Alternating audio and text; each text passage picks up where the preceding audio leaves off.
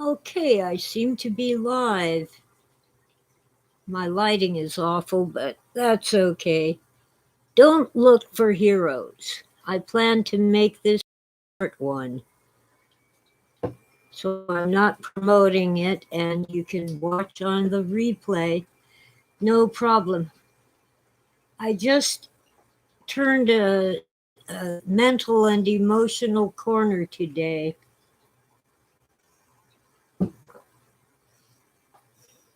Do not look for a hero to save us from the mess we're in, whether it's COVID or the border or whatever. Trump is not your hero, come to save you. Biden certainly is not anybody's hero, although the Democrats had hoped.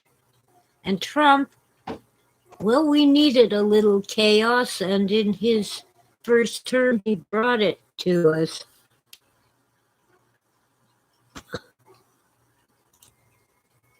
But a little power can go to a person's head, and I think it has.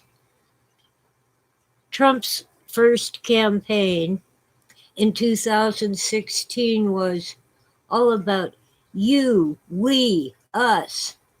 So, of course, Hillary lost because every speech she said was I, my, me, aren't I great? And Trump was always, you are great. But he's beginning to sound like it's all for himself. And I can't really fault him for it. He worked hard. And he stirred things up, and that was good. Well, hello, Juan Manuel Rodriguez and Cardinal Sin, all the way from Argentina. Well, I hope you aren't anywhere near Colonia Dignidad. I've heard about that from several researchers like Peter Levenda and Joseph P. Farrell and Walter Bosley. Not a good place. Well, anyway, the United States is a mess. The world is a mess, but I never thought I'd see what we see here today. The Cuban people want their liberty, their freedom, their liberté, and we are not helping. We aren't doing anything. All we're doing is saying, the Biden administration is saying, in violation of our laws, long-standing laws, if you get us, sending you back. That's unlawful. They won't take anyone from Haiti either, unless they manage to get into Mexico and come across that border. Oh, I'll look forward to seeing Joseph on Into the Fringe. Don't worry about the GoFundMe. There's bigger things on the table. Like I'm supposed to be writing 2 stories now, and I need to finish both by the end of this month, which is in 3 days. Eek! I got stuck. But I have the basic ideas for the plots to get them tied up so the ending makes sense. In most cases, I know the ending of a story before I start writing it, but I do not know the ending for the United States of America. Now, I'm messed up, but we cannot fix it by letting coyotes bring slave labor, and you better believe they're slaves. They have to work off the cost of bringing them here. We can't afford to allow the cartels to bring in fentanyl, which is killing people, which is why it's no longer, just a pharmaceutical. It's made in, I'm telling you all right now, if I'm ever injured or getting surgery for any reason, no morphine. It does nothing for me and it makes me vomit. And the antiemetics, to stop vomiting, they don't work. I found that out after my hip surgery. Fiend. Yuck. Used to prescribe. Makes me vomit. The only one that didn't make me vomit was Darvocet, and it's not available anymore. Apparently it's bad for your heart. Well, anyway, let's see. We have to be our own heroes. We have to stand up and do what we can locally. Take care of your neighbors. Don't ask about their politics. If they wear a mask, leave them alone. If they don't wear a mask, leave them alone. Don't ask anyone, are you vaccinated? Just take care of people. And as I've been saying for decades, vote out the. I don't care how much you love your politician who's been in stale. They get bored and they start entitled. It happens to the best of people. Now, maybe if your senator or representative, state or federal, has had only one term, maybe a second term wouldn't be so bad. But look at Nancy Pelosi. She won't leave the House until she dies. She's been in there as long as I can remember now. She was in there under Clinton. She's old, she's tired, and she's taking us for granted. It's all about her, not about the people she represents. And the same for some of the Republicans. Like, I'm not as familiar with them. They are McConnell. I think that's the guy's name. I could be wrong. We can't wait for some hero to sit in the White House and save our butts. We have to build our own heroes. Right here where you live. In your house, in your neighborhood, in your city or community, and in your county and your state, in that order. We Americans roll up our sleeves and get things done, and we quit doing that. We started expecting our politicians to take care of us, and we need to take care of each other. I was kind of binge watching the pro-Trump videos, those that got banned and those that didn't get banned. And I'm thinking it doesn't matter. It just occurred to me today. It doesn't matter whether Trump, and if we want to restore our nation, we have to do it ourselves peacefully. I was shocked at what happened to those police officers when a small group, well, sizable, but not compared to the demonstrators outside the Capitol building, this group of people crowded into what they call the tunnel. It's basically a narrow hallway leading into the Capitol building, and they were attacking the police, hitting them with objects and with tasers, and just really, I'm surprised the Capitol Police did not shoot anybody. But that's one reason why there was so much murder out in the mall outside the Capitol.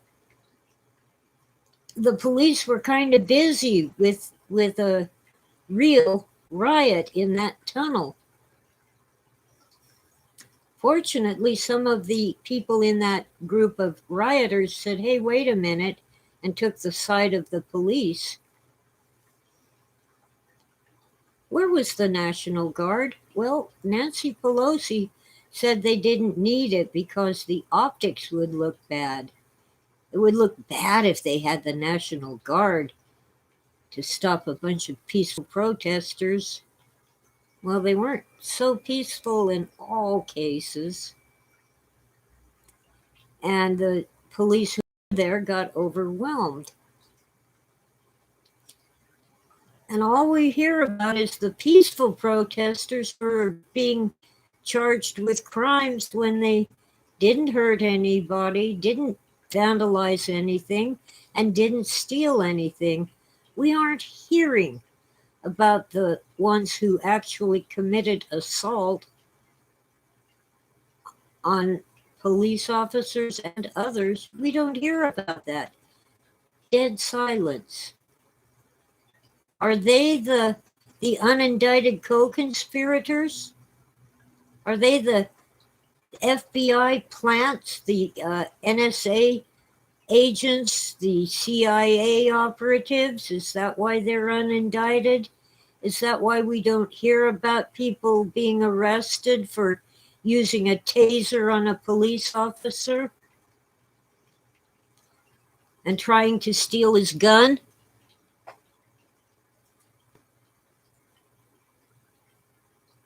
The news is a bunch of hooey. I want to see some order restored.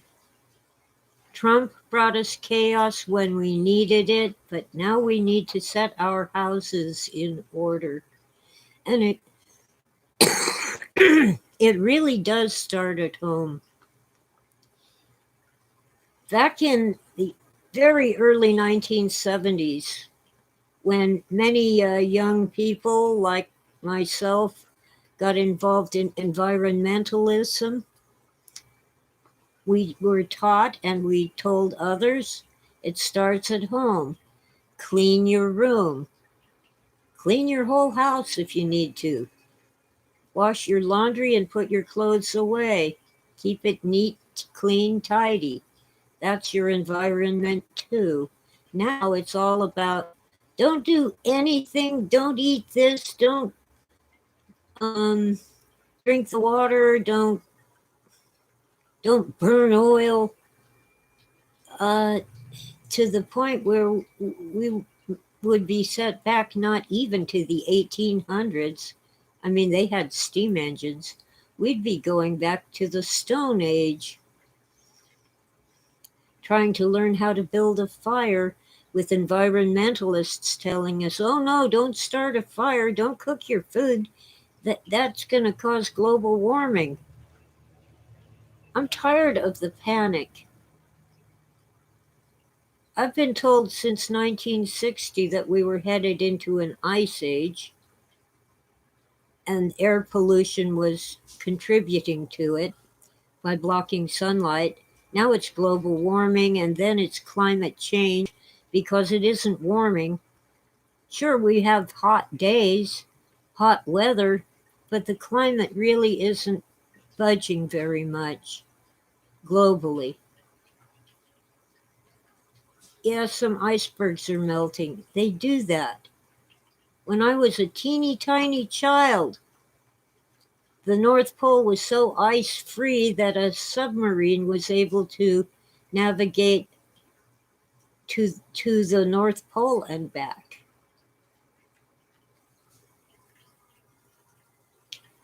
With surface ships not far away, there was so little ice, and it came back. It's a cycle. Antarctica has melting ice, but you know where that ice came from? The ice that's on land built up so high and so heavy that it fell off the land into the ocean. It calved, CALVED. Well, let's get back to heroes. Let's be our own heroes.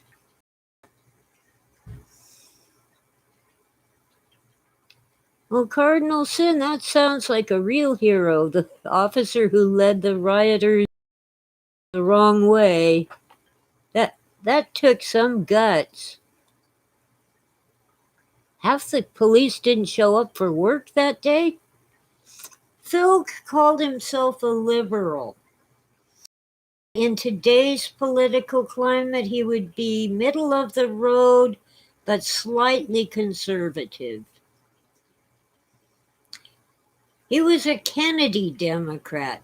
John F. Kennedy, if you listen to his speeches, he sounds more right-wing than most Republicans today.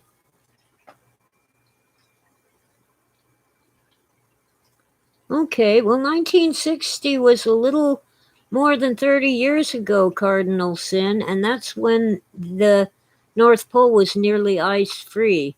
That would have been 60 years ago. Yeah, well, the real problem is the Gulf Stream that goes basically from Mexico to England, conquistadors to the Americas. That's the real conveyor, moving the warm water of the Caribbean into the cold water of the Atlantic. At one time, England was warm enough to grow all sorts of crops that they really sort of can grow. The Vikings, Nova Scotia had vineyards, grapes. It's pretty much ice today. Yeah, the ice is moving, it's melting. And it might not even be primarily the sun. Now what they're saying, according to actual science, peer-reviewed papers, is that it's that darn thing in the sky. Come on. Have said something they don't like. My connection keeps getting, I guess I'm back. The moon is wobbling, and they say that we could suffer catastrophic flooding by 2030, which is less than. I don't believe it's a natural object. I believe it's a man-made object that got covered with gunk from. This is supposed to be a spiritual thing.